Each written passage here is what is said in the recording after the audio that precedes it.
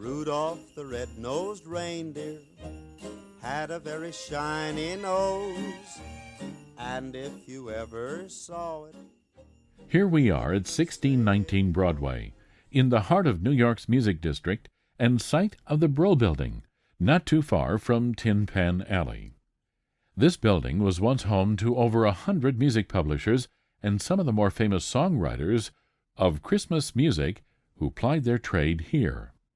Not to mention Johnny Marks, the composer of such Christmas mainstays as Rudolph the Red-Nosed Reindeer and Rockin' Around the Christmas Tree, two classics that are part of Ron Clancy's American Christmas Classics. Marks, who won a Bronze Star and 6 Battle Stars for his service in World War II, worked in the 1940s among other songwriters in the Brill Building, and his company, St. Nicholas Music, still maintains an office here.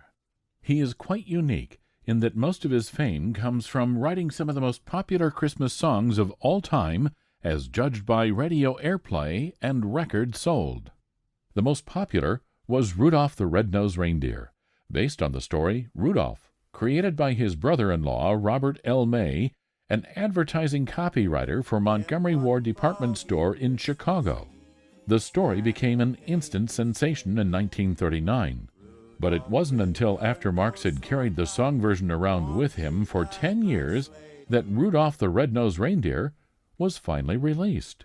When Marks wrote the first draft of the song, he thought it was the worst song he had ever composed.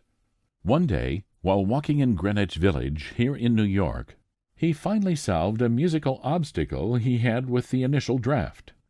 Marks then sent a demo of his new song to Gene Autry as a possibility for the next recording session, but Autry ruled it out, saying he felt it didn't fit his cowboy image.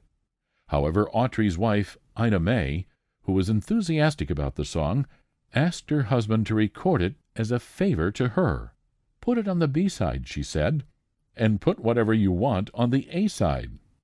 Autry took his wife's advice, and as luck would have it, the song became the biggest hit of his career and in the history of Columbia Records.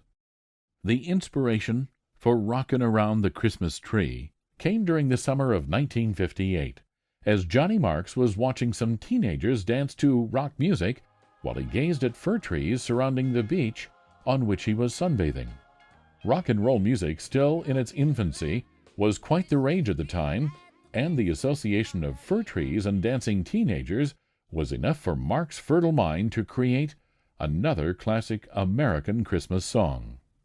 Marks later went to a record company with his song and suggested that Brenda Lee, a popular singer during that period, might record it.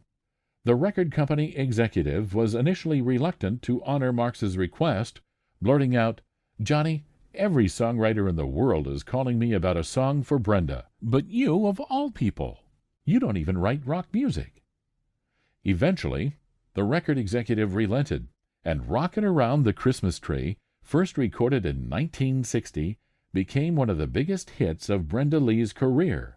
Since then, it has been happily reprised, as has Rudolph the Red-Nosed Reindeer, every Christmas season.